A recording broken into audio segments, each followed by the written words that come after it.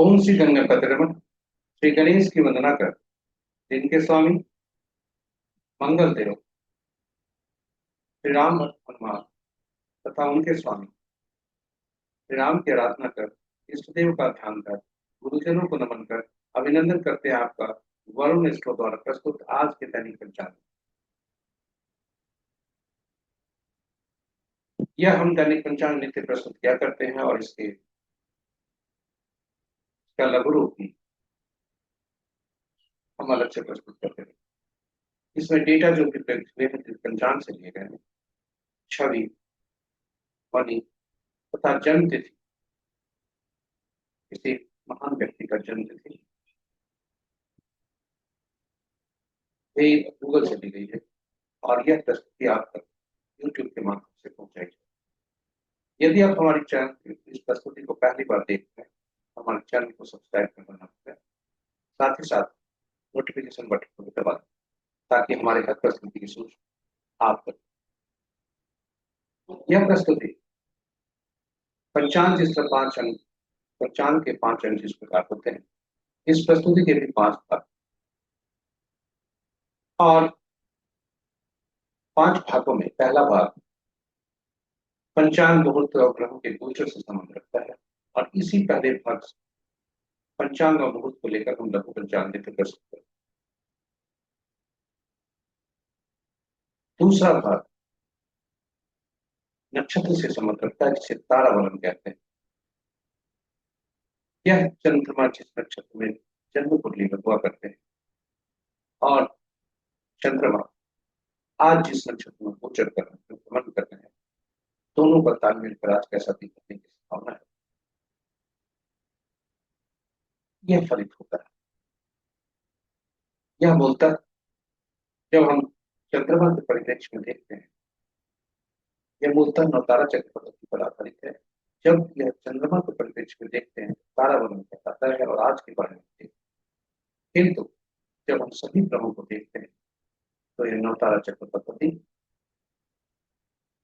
यह बताता है कि किसी भी जातक का कौन सा ग्रह शुभ फलदायी है, कौन से ग्रह शुभ फलदायी। और वे ग्रह के बारे में यदि व्यक्ति पहले से जान जाए तो दशा महादशा का फल कैसा होगा वह जान सकता है। जन्म कुंडली में बैठे ग्रह कैसे होंगे, कैसे फल देंगे, वह जाना जा सकता है। और जीवन में मिलने वाले हमारे सभी व्यक्ति जो हमसे संपर्क में आते हैं किसी न किसी रूप में, चाहे घर में, परिवार में, समाज में, गांव में, कार्यस्थल पर, व्यवसाय स्थल, जहां भी हम मिलते हैं और जिससे हम संपर्क साधते हैं वे हमारे लिए कितने लाभदायी हो सकते हैं या हम उनके लिए कितने लाभदायी हो सकते हैं, ये दोनों हम जान सकते हैं। बहुत ही सटीक है, जरूर इसकी चर्चा हम प्रस्तुति करें। तीसरा भाग नक्षत्र से हटकर राशि पर चंद्रमा जिस राशि में भ्रमण कर रहे हैं और चंद्रमा जिस राशि में जन्म कुंडली में है, तीनों को दोनों को मिलकर आज का दिन कैसे होने राशि के अनुसार चंद्र बदल। चौथा भाग चौघड़िया से संबंधित है।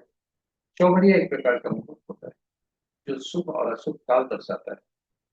किसी दैनिक कार्य से लेकर विशेष कार्य के लिए उपयोगी हुआ करता है और इस उपयोगिता को देखते हुए हमने अलग से यूट्यूब पर चौघड़िया की उपयोगिता हिंदी में और चौघड़िया की यूटिलिटी और चौघड़िया अंग्रेजी में प्रस्तुति रखा। इससे चर्चा हम प्रस्तुति करेंगे भाग में चौथे भाग। और पांचवा और अंतिम भाग हम अंक ज्योतिष के अनुसार कैसा दिन रहेगा यह जान। हम अंकों की दुनिया में आते हैं जन्म तिथि के साथ। अंक हमें ईश्वर द्वारा प्रदत्त होते हैं जन्म तिथि के लिए और अंकों के अंक विसर्ग। अंक हमारे लिए सुखकारी भी होते हैं, समस्या भी देते हैं जब यह संतुलित। कुछ अंक हमारे लिए लाभदायक होते हैं, कुछ अंक हमारे लिए नुकसानदायक भी होते हैं। इन अंकों को पहचानना और अंकों के अनुरूप काम करना यह अंक ज्योतिष का ज्योतिष की इसका कार्य है। और इसके अनुसार हम जान सकते हैं कि कौन से अंक हमारे लिए सुखकारी है और कौन से अंक हमारे सुखकारी है। इसलिए अंक न तो हमारा पीछा छोड़ते का पीछा छोड़ते, फिर अंक ज्योतिष के अनुसार आज कैसा दिन रहेगा, इससे हम जानते। इसमें संक्षिप्त चर्चा अंक ज्योतिष कैसे कार्य करता है। तो चलिए अंतिम भाग तक हमने परिचय। अब पंचांग की तरफ चलते हैं। पंचांग आम बोलचाल की भाषा में एक शुभ और अशुभ मुहूर्त देखने का जरिया है, माध्यम। परंतु पंचांग कहीं उससे बढ़कर है, हमारे जीवन में यह अहम भूमिका अदा करता है। पंचांग केवल शुभ मुहूर्त जानने का माध्यम नहीं है, यह व्यक्ति की निर्णय क्षमता को सुदृढ़ करता है, यह आत्मबल बनाता है। पंचांग प्रकृति और ब्रह्मांड की ऊर्जा के साथ संतुलन स्थापित करने में सहायक होता है, जिससे जीवन में शांति, समृद्धि और सकारात्मकता का संचार। अतः पंचांग का अनुसरण करके हम अपने जीवन को अधिक सफल और समृद्ध बना सकते हैं। चलिए आइए हम सब पंचांग का अनुसरण करके अपने जीवन को में शांति, समृद्धि और सकारात्मकता का संचार सुनिश्चित करते हुए अपने जीवन को अधिक सफल और समृद्ध बनाए। साथ ही साथ साझा करें प्रस्तुति को अपने मित्रों, परिजनों तथा शुभेच्छुओं के संग, ताकि वे भी पंचांग का अनुसरण करके अपने जीवन को अधिक सफल और समृद्ध बना सकें। तो अब आपको ले चलते हैं प्रस्तुति के पहले भाग में। और किसी भी कार्य में विघ्न न हो, कार्य वृद्धि हो, इससे मन ही मन हम गणेश स्तुति करते हुए पहले भाग में चलते हैं।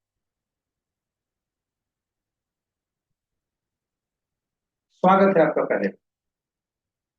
आज का दिनांक 16 सितंबर 2025, माह आश्विन पक्ष के शाखा संवत 1947 में सुबह से विक्रम संवत 2010 कलायु और कलयुग का 5वां नक्षत्र। सूर्योदय 5:36 पर, सूर्यास्त 5:53। आज का दिशा शुभ उत्तर है। फिर भी इस दिशा में यात्रा करने की बाध्यता हुई तो गुड़ का सेवन करके यात्रा। पुनः बता दें, sunrise at 5:30 PM, sunset at 5:53 PM। दिशा सूर्यास्त का उत्तर है। फिर भी इस दिशा में यात्रा करने की बाध्यता हुई तो गुड़ का सेवन कर यात्रा में शुभ। पंचांग के 5वां मंगलवार, तिथि मध्य रात्रि शनिवार से 21 मिनट तक, दशमी जो पूर्ण तिथि के अंतर्गत आता है, उसके बाद एकादशी जो दंडक के अंतर्गत आता है। नक्षत्र प्रातः 6:46 तक आद्रा, उसके बाद पुनर्वसु। योग देर रात्रि मध्य रात्रि कहें, शनिवार के 34 तक परियां, उसके बाद परि। करण अपराह्न 12:53 तक वनिश। तत्पश्चात मध्य रात्रि शनिवार के 21 तक उसकी भद्रा, उसके बाद पौ। ये रहे पंचांग के 5।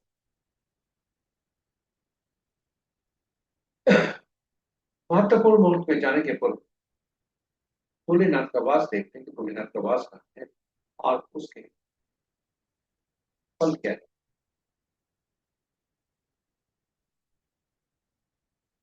ओम नमः शिवाय। जब तक कृष्ण पक्ष दशमी है तब तक भोलेनाथ पूजा स्थल पर है, तो कोई शुभ नहीं है। और एकादशी होने के बाद भोलेनाथ कैलाश पर्वत पर जाते हैं, जो जय भोलेनाथ। ओम नमः शिवाय। ओम नमः शिवाय। महत्वपूर्ण मुहूर्त के शुभ मुहूर्त में अभिजीत मुहूर्त के 11:19 में से 12:09 तक, अमृत काल कल भोर में 4:04 से सूर्योदय तक यानी 5:38 तक, विजय मुहूर्त अपराह्न 1:47 से 2:31 तक, गोधूली बेला संध्या 5:53 से 6:16 तक, और निशिता मुहूर्त देर रात्रि 11:21 से मध्य रात्रि 0:08। रात्रि में किए जाने वाले पूजा पाठ जब साथ साथ तंत्र मंत्रादि के लिए निशिता मुहूर्त श्रेष्ठ हुआ करते हैं।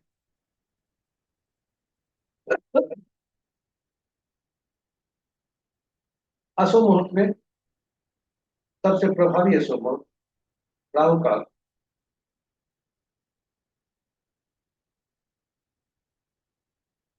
अपराह्न 2:48 से 4:20 तक, गुलिक काल दिन के 11:44 से 1:16 तक, यमगंड प्रातः 8:40 से 10:12 तक, वर्ज मुहूर्त अपराह्न 12:53 से मध्य रात्रि 0:20 तक, और भद्रा अपराह्न 12:53 से मध्य रात्रि 0:21। पुनः बता दें, वर्जमुहूर्त संध्या 6:36 से रात्रि के 8:10 तक, और भद्रा अपराह्न 12:53 से मध्य रात्रि 0:30। आज भद्रा का वास स्वर्ग में है, जो कि शुभ। तो ये रहे हमारे महत्वपूर्ण शुभ और अशुभ। ग्रहों के आकाशीय स्थिति को देखें, जो स्थानीय समय पटना के 5 बजे प्रातः का है। अंश के अनुसार सूर्य देव तथा बृहस्पति देव राशि परिवर्तन करने वाले हैं,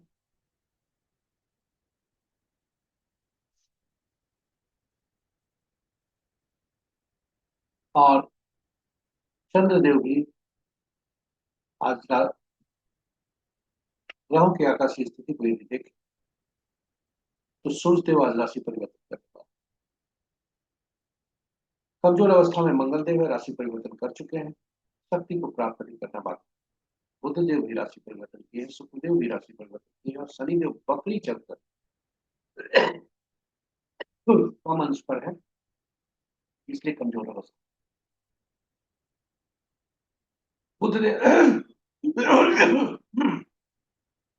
बुध देव उच्च राशि में होते हुए स्पष्ट है,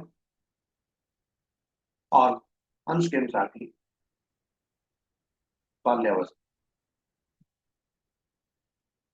इस प्रकार यदि देखें तो मित्र राशि में 2 ग्रह, शत्रु राशि में 3 ग्रह, सम राशि में 2 ग्रह, स्व राशि में 2 ग्रह।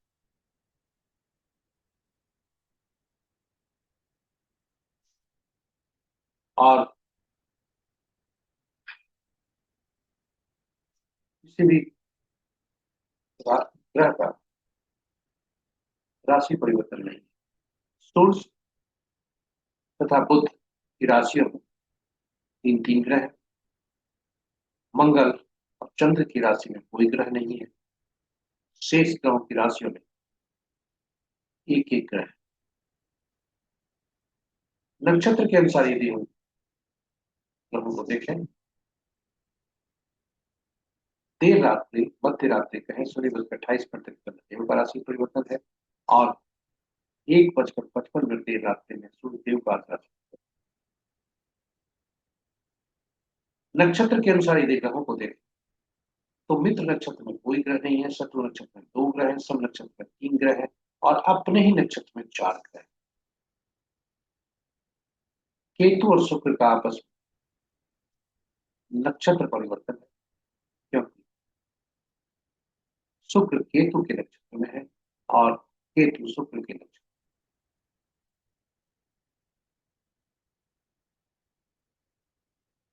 इस प्रकार सूर्य देव के नक्षत्र में 2 ग्रह, बृहस्पति देव के नक्षत्र में 2 ग्रह, चंद्र और बुध के नक्षत्र में कोई ग्रह नहीं है, वे स्वतंत्र ग्रह है, और शेष ग्रहों के नक्षत्र में 1 1 ग्रह। तो ये रहे हमारे ग्रहों की स्थिति। अब हम आपको ले चलते हैं नक्षत्र के अनुसार आज कैसा दिन रहने की संभावना। तो चलिए दूसरे भाग में देखिए, आपको ले चलते हैं। स्वागत है आपका तारा बलन में अपने दूसरे भाग की प्रस्तुति में। तारा बलन के समक्ष जो हॉरिजॉन्टल कॉलम्स हैं, उसमें सभी नक्षत्रों के 27 नक्षत्रों के नाम जुड़े हुए हैं, और तारा बलन के नीचे जो वर्टिकल कॉलम्स है, रोज है, उसमें भी सभी नक्षत्रों के नाम। जो तारा बलन के ऊपर हॉरिजॉन्टल कॉलम है, उसको वह चंद्रमा के गोचर से संबंध करता है, और तारा बलन के नीचे वर्टिकल कॉलम जो है वह जन्म पत्रिका में चंद्रमा जिस नक्षत्र में है वह दिखाता है। जब भी आज का तारा जन्म विपद प्रत्यय या नैधन्य में हो तो इसे अशुभ माना जाता है। संपत 6 साधक मित्र और मित्र में तारा हो तो यह शुभ का संकेत देता है। यह मूलतः 9 तारा चक्र पद्धति पर आधारित है, और 9 तारा चक्र पद्धति मूलतः इस सिद्धांत पर आधारित है कि ग्रहों के बल नक्षत्र होते हैं, नक्षत्र ग्रह के फल देते हैं, ग्रह का अपना फल नहीं। इसे 9 तारा चक्र पद्धति कहते हैं। और जब ग्रह के फल नक्षत्र ही देते हैं तो कुल 27 नक्षत्र होते हैं, और ग्रह 9 ही होते हैं। कौन से नक्षत्र किस ग्रह के फल देंगे, इसका निर्धारण करने हेतु 27 नक्षत्रों को 9 नक्षत्रों के समूह में 3 श्रेणियां बनी। 9 नक्षत्र का पहला श्रेणी में 1 से 9, दूसरा श्रेणी 10 से 18, तीसरा श्रेणी 19 से 27। और ग्रहों को महादशा के क्रम में रखा। केतु देव पहला, शुक्र देव दूसरा, सूर्य देव तीसरा, चंद्र देव चौथा, मंगल देव पांचवा, राहु देव छठा, बृहस्पति देव सातवां, शनि देव आठवां और बुध नौवां। अब नक्षत्र की सूची में से पहला नक्षत्र हर श्रेणी में से जो हुआ, यानी पहला, 10वां और 19वां, उनका स्वामित्व केतु देव। उसी तरह से दूसरा, 11वां और 20वां नक्षत्र का स्वामित्व शुक्र को गया। तीसरा, 12वां और 21वां नक्षत्र का स्वामित्व सूर्य देव हो गया। और यही क्रम में 9वां, 18वां, 27वां नक्षत्र का स्वामित्व बुध देव हो गया। और यह सूची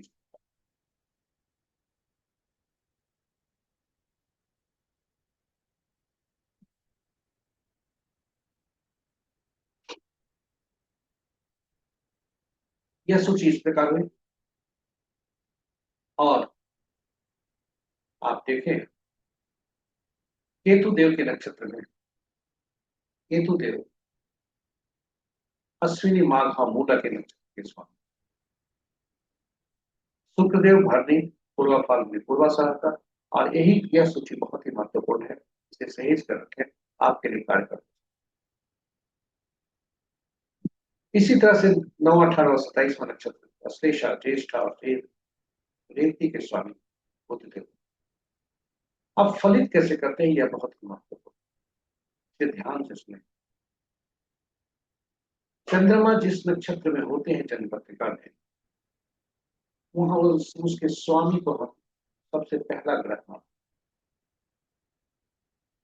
यानी यदि किसी का जन्म कृतिका, उत्तरा फाल्गुनी या उत्तराषाढ़ नक्षत्र हो, तो पहला ग्रह सूर्य बनेगा।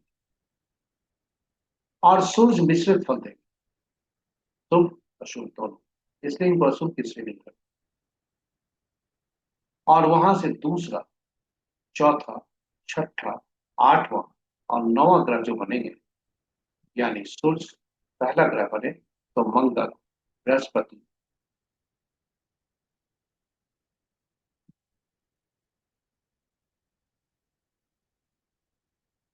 पहला ग्रह सूर्य बने, दूसरा ग्रह चंद्रमा बने तो चंद्रमा, राहु, शनि, केतु और शुक्र, ये सुफलदायी होंगे।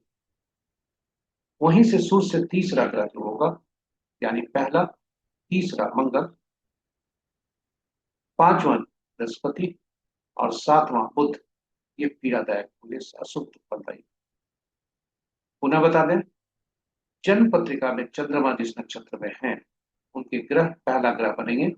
और वहां से दूसरा, चौथा, छठा, आठवां और 9वां जो ग्रह बनेंगे, वे सुफलदायी। और पहला ग्रह, तीसरा, पांचवा और सातवां ग्रह असुफलदायी। अब आप यही बता दें कि यदि हम पहले से जान गए कि कौन से ग्रह हमारे लिए सुफलदायी होंगे, कौन से ग्रह असुफलदायी होंगे, तो कौन सा दशा हमारा शुभ होगा, कौन सा दशा अशुभ होगा, पीड़ादायक होगा, यह क्या हम आप पहले नहीं जान सकते। और उसे अनुरूप कार्य भी कर सकते हैं, कार्य योजना भी बना सकते हैं, अपने आप को मानसिक रूप से तैयार भी कर सकते हैं चुनौती का सामना करने, जो अंततोगत्वा हमारे स्वास्थ्य के लिए लाभदायक है। इसी तरह से जन्म कुंडली में कौन से ग्रह किस स्थिति में बैठे हैं, कितने अंश के हैं, यह देखते हुए भी ये कितने फलदायी होंगे, हमारे लिए शुभकारी होंगे या शुभकारी, यह हम जान सकते हैं। और जो भी पहला, तीसरा, पांचवा, सातवां नक्षत्र ग्रह के नक्षत्र जो भी हुए, उस नक्षत्र में जन्मे जातक हमारे लिए कभी भी शुभकारी नहीं हो। वहीं दूसरा, चौथा, छठा, आठवां, 9वां नक्षत्र में जन्मे जातक हमारे लिए शुभकारी हो सकते हैं। और बिजनेस पार्टनर यदि करना है तो दूसरा ग्रह का नक्षत्र जो होगा, आप उसमें जन्मे जातक के साथ यदि करते हैं तो वो संपत्ति कारक होगा, आपके लिए लाभदायक। इस तरह से हम जान सकते हैं हमारे लिए कहाँ कौन पीड़ादायक होगा, कौन शुभकारी होगा।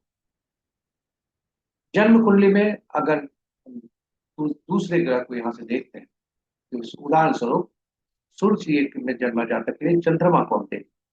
चंद्रमा दूसरा ग्रह होता है। चंद्रमा जहाँ बैठे हैं, जिस भाव में बैठे, जिस राशि में बैठे, उनसे संबंधित कार्य करें, संपत्ति कारक हो, क्योंकि चंद्रमा संपत्ति कारक। इस तरह से हम ग्रह को नवतारा चक्र पद्धति से जान सकते हैं, और इसकी उपयोगिता बहुत ही सटीक है, प्रमाणित है। इसलिए हमने इस पर विशेष प्रस्तुति भी रखा है यूट्यूब पर, नवतारा चक्र पद्धति अद्भुत पद्धति, जिसमें भगवान राम, माँ सीता तथा पवन पुत्र हनुमान की जन्म कुंडली इसमें रखी है, और आपस संबंध कैसे थे ये इतिहास के पन्नों में ही नहीं, हमारे जीवा पर भी है। हम और मन मस्तिष्क, यह नवतारा चक्र पद्धति से प्रमाणित होता है इसकी सटीक। इसलिए इसका उपयोग काफी करें, आपके लिए उपयोगी और फलदायी। तो चलिए अब मुख्य प्रस्तुति पर चलते हैं। तारा बलन के अनुसार, जो नवतारा चक्र पद्धति पर आधारित है, चंद्रमा के गोचर के अनुसार आज कैसा दिन रहने की संभावना। तो चंद्रमा आज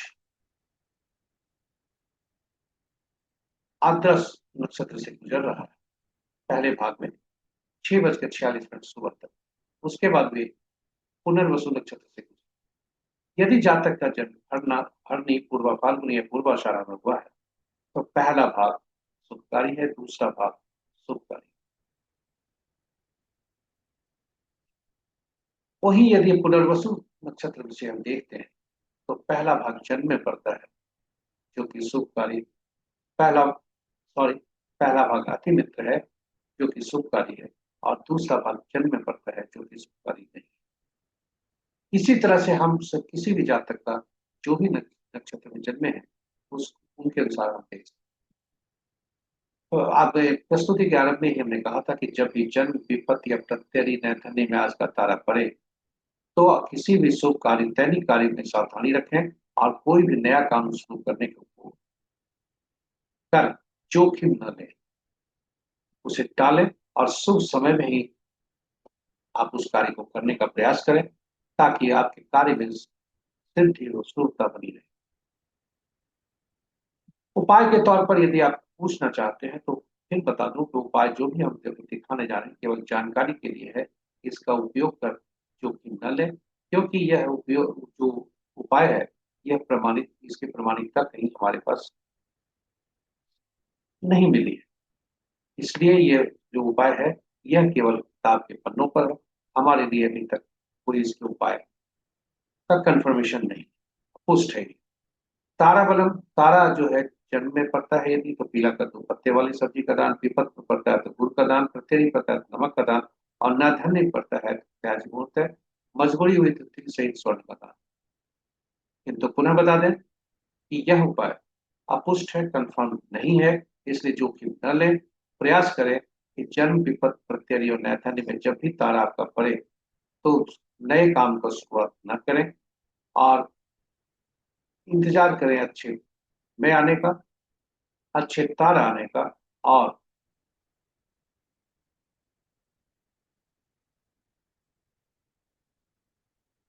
जोखिम न लेते हुए अपने कार्य में शुभता लाने हैं, तो केवल शुभ तारा में ही कोई कार्य करें। दैनिक कार्य में सावधान रहें यदि अशुभ स्थिति है तो, और इस तरह से आप अपने जीवन में अशुभता को अपने से दूर हटाए रखें।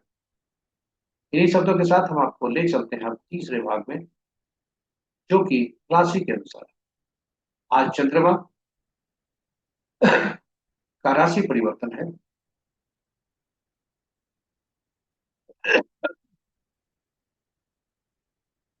ये मिथुन राशि से अपनी राशि में है, और जब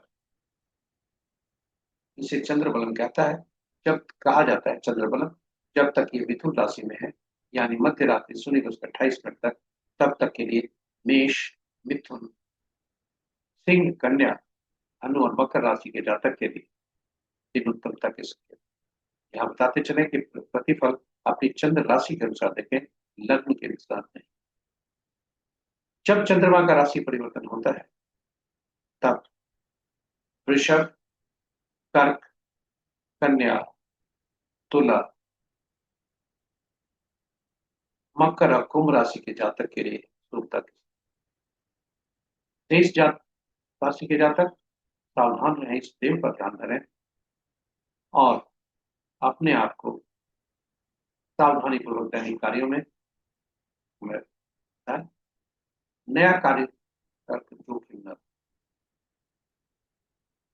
अब हम आपको ले आए चौथे भाग। चौथा भाग चौघड़िया मुहूर्त से संबंधित है। यह बहुत ही उपयोगी हुआ करता है। यह शुभ और अशुभ मुहूर्त दर्शाता है। किसी भी शुभ काम को करने के लिए इसका उपयोग किया जाता है और वह कार्य चाहे पूजा पाठ हो या कोई पहली बार कार्य किया जा रहा हो, तो इसको देख हम इस मुहूर्त को देखकर काम करते हैं। यदि कोई व्यक्ति कोई उचित मुहूर्त नहीं देखना चाहता तो उसे सलाह दिया जाता है शुभ काम में अपने कार्य में शुभता बनाए रखने के लिए कम से कम चौघड़िया जरूर दें। चौघड़िया का संक्षिप्त परिचय। कुल 8 चौघड़िया दिन के होते हैं, 8 चौघड़िया रात के होते हैं, किंतु सप्ताह के दिन 7 ही होते हैं, इसलिए चौघड़िया को 7 दिनों से जोड़ने के लिए उन 7 चौघड़िया का नामकरण हुआ। और आज प्रतिदिन 8 पहला चौघड़िया जो होता है वही अंतिम चौघड़िया वो करता है, आदि चौघड़िया जो होता है वह अंत चौघड़िया। इस प्रकार चौघड़िया का संबंध साप्ताहिक दिनों से और हर सप्ताह का दिन के स्वामी अलग अलग ग्रह होते हैं, इसलिए चौघड़िया का संबंध ग्रहों से और हर ग्रह कोई विशेष कार्य करने के लिए उपयोगी होते हैं, विशेष प्रयोजन के लिए होते हैं, विशेष उद्देश्य के लिए होते हैं, इसलिए हर चौघड़िया विशेष कार्य करने के लिए। इस प्रकार चौघड़िया विशेष की उपयोगिता बढ़ जाती है। चौघड़िया कब अशुभ होती है? दिन में राहु काल, वार वेला और काल वेला से चौघड़िया अशुभ हुआ करता है, अशुभता से व्याप्त होता है। और रात्रि में काल रात्रि जब भी चौघड़िया कोई भी चौघड़िया इन अशुभता से अतिव्याप्त हो तो उस चौघड़िया को त्याग करना चाहिए, क्योंकि उसमें अशुभता ज्यादा होने की संभावना है और शुभता तो सपनों में। तो इस प्रकार चौघड़िया की उपयोगिता पर हमने चर्चा की। चलिए आज का चौघड़िया देखते हैं। आज का चौघड़िया कैसे। आज चूंकि दिन मंगलवार है, रोज चौघड़िया से मंगल के चौघड़िया से दिन आरंभ हो रहा है, मंगल के चौघड़िया से समाप्त हो रहा है और शाम का चौघड़िया, रात्रि का चौघड़िया काल चौघड़िया से शनि के चौघड़िया से आरंभ हो रहा है, शनि के चौघड़िया से समाप्त। दिन के चौघड़िया देखें तो उद्वेग चौघड़िया जो सूर्य का चौघड़िया 7:08 से 8:40 तक वार बेला से ग्रसित है। काल चौघड़िया 1:16 से 2:48 अपराह्न तक काल बेला से ग्रसित है और सूर्य चौघड़िया 2:48 से 4:20 तक है राहु काल। रात्रि का चौघड़िया 7:20 से 8:48 तक लाभ चौघड़िया है जो कि काल रात्रि। इन चौघड़िया का त्याग करना चाहिए, शेष चौघड़िया आपके लिए शुभ है। अमृत चौघड़िया सभी कार्यों के लिए उपयुक्त है। तो इन शब्दों के साथ हम आपको चौघड़िया चौथे भाग की प्रस्तुति को यहाँ समाप्त करते हुए 5वें और अंतिम भाग में अंक ज्योतिष पर संक्षिप्त चर्चा। अंकों की हमारे जीवन में अहम भूमिका होती है। हम अंक में जन्म लेते हैं, अंक हमारे साथ रहते हैं और अंकों की दुनिया में अंकों के पीछे हम भागते हैं, अंक हमारे पीछे। ये अंक ज्योतिष में अंकों की भूमिका को अध्ययन करने के लिए एकल अंक के प्रयोग में होते हैं और वे अंक होते हैं 1 से 9। जब भी हमें कोई अंक ऐसा मिलता है जो 1 से ज्यादा अंकों का होता है तो उनमें प्रयुक्त हुए सभी अंकों को जोड़कर एकल अंक में परिवर्तित। शून्य को गणना में नहीं लेते क्योंकि शून्य अनिश्चितता को दर्शाता है। 1 से 9 अंक को देखें तो 5वां अंक ऐसा होता है जो कि मध्यम अंक होता है, बैलेंसिंग अंक होता है। ये इसको कहते हैं तुलन अंक। ये सभी अंकों को अपने के पीछे और आगे के अंकों को बैलेंस करता है। ये अंक 1 से 9 तक जो अंक हुए इनके ग्रह अंकों के स्वामी भी होते हैं जो कि अलग अलग ग्रह होते हैं। एक के सूर्य, 2 के चंद्रमा, 3 के बृहस्पति, 4 के राहु, 5वां के बुध, 6ठा का शुक्र, 7वां का केतु, 8वां का शनि और 9वां का मंगल। ये ग्रह यदि हमारे जन्म तिथि में कोई अंक नहीं है तो उस अंक की ऊर्जा उस अंक से संबंधित तत्व की कमी, और यदि कोई अंक 2 बार से ज्यादा है तो उस अंक की ऊर्जा, उस अंक के तत्व की अधिकता होती है। ये सभी हमारे लिए बाधक होते हैं, स्वास्थ्य के लिए हानिकारक।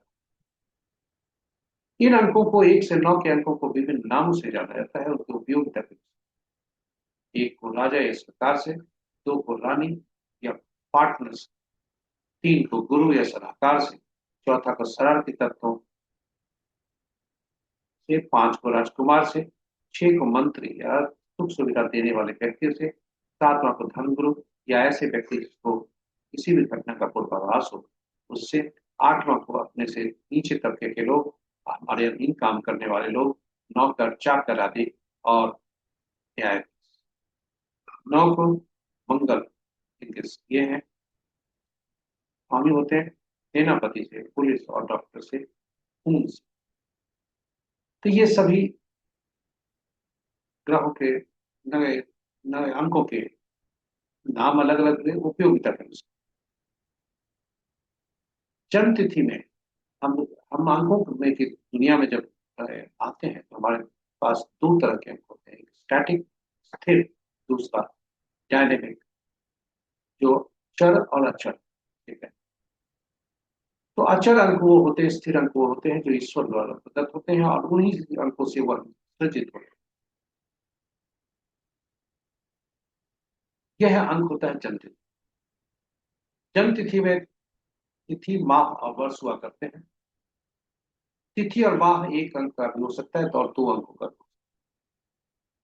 और सभी अंकों को हम फिर एकल अंक में परिवर्तित करते हैं। तिथि को जब परिवर्तित करते हैं तो मूलांक कहलाता है, ड्राइवर कहलाता है। तिथि वर्ष और माह को जब परिवर्तित करते हैं एकल अंक में तब जोड़कर, तब वह भाग्यांक कहलाता है, कंडक्टर कहलाता है।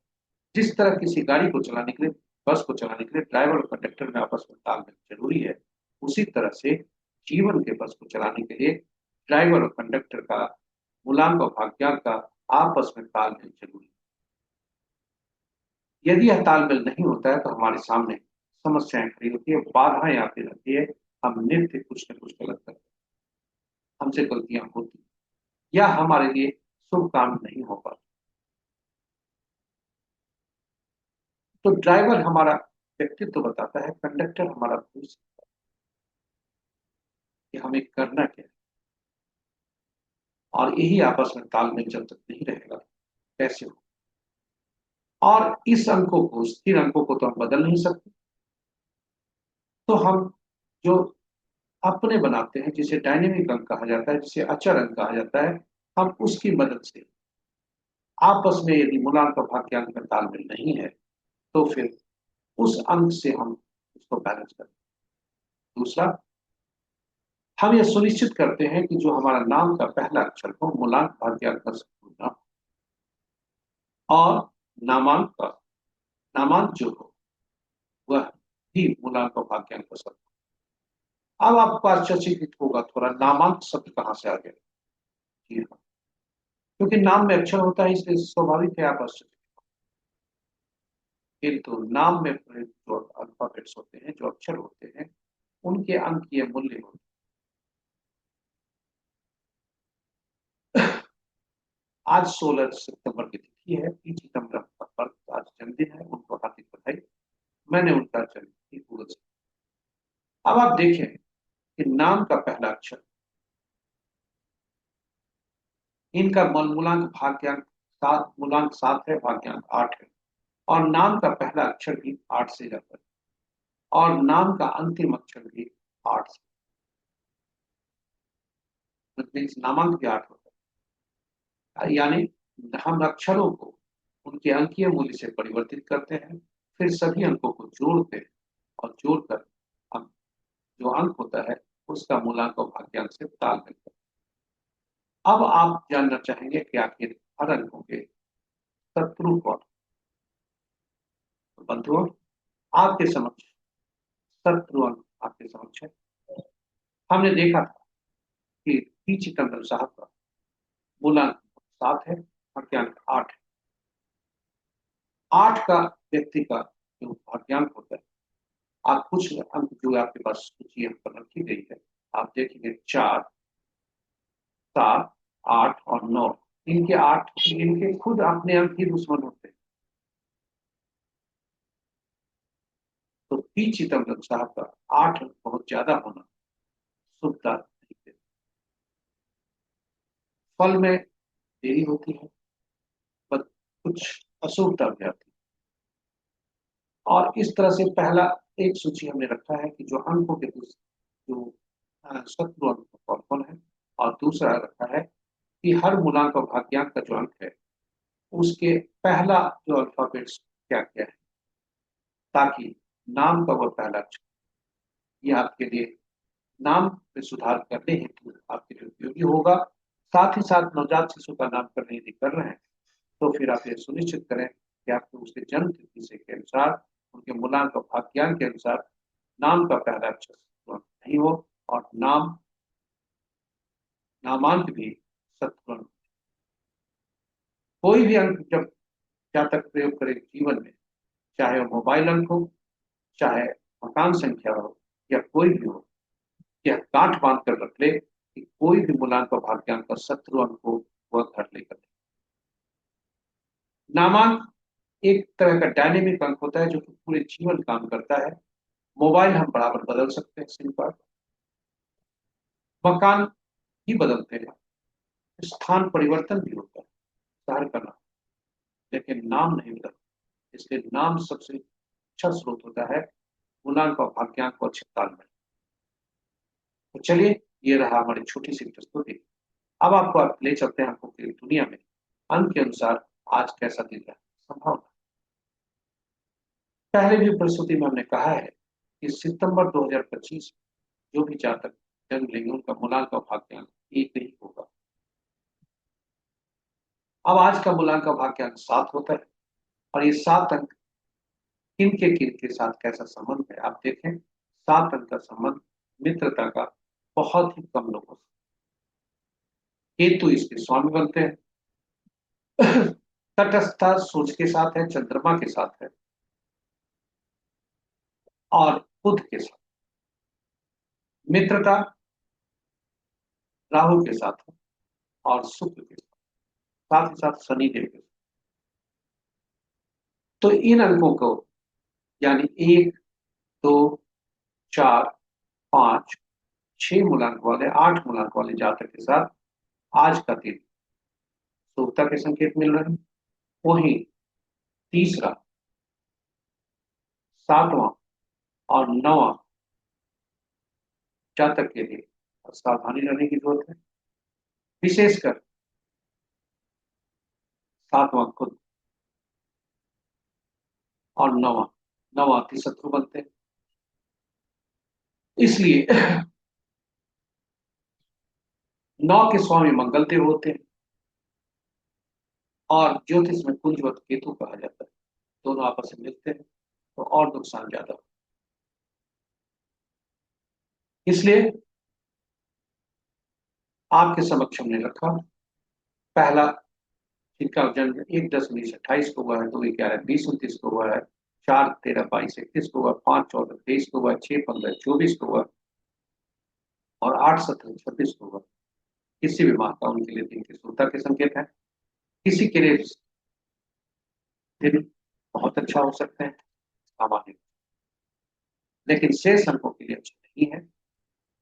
और जिनके नहीं है उनके जन्म तिथि 3-12-21-30, 7-16-25, 9-18-27, इस किसी भी माह की इस तारीख को तिथि को जन्मे जातक के लिए आज सचेत रहने की आवश्यकता है। इन्हीं शब्दों के साथ हम अपनी प्रस्तुति को यहाँ विराम देते हैं। अंतिम पड़ाव पर आ गए। आप हमारे साथ बने रहे इसके लिए बहुत बहुत धन्यवाद। यदि इस प्रस्तुति को आप पहली बार देख रहे हैं तो हमारे चैनल को सब्सक्राइब करें, साथ ही साथ नोटिफिकेशन बटन को दबाएं, और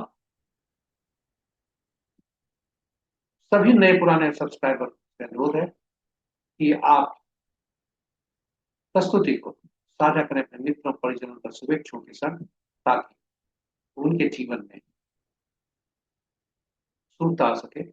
वे दैनिक पंचांग के 5 अंग में जो 5 भागों में जो प्रस्तुति हमने की, उससे वे लाभान्वित।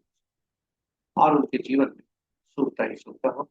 आप भी आपसे भी अनुरोध है कि पंचांग से लेकर सभी भागों से को उपयोग में लाए और अपने जीवन में शुभ कर। इन्हीं शब्दों के साथ आज दिन मंगलवार, मंगल देव श्री राम, हनुमान तथा श्री राम से प्रार्थना करते हुए हम आपसे विदा लेते हैं कि आपके ये आज दिन का शुभता हो, मंगल में। जय मंगल देव, जय श्री राम, जय हनुमान।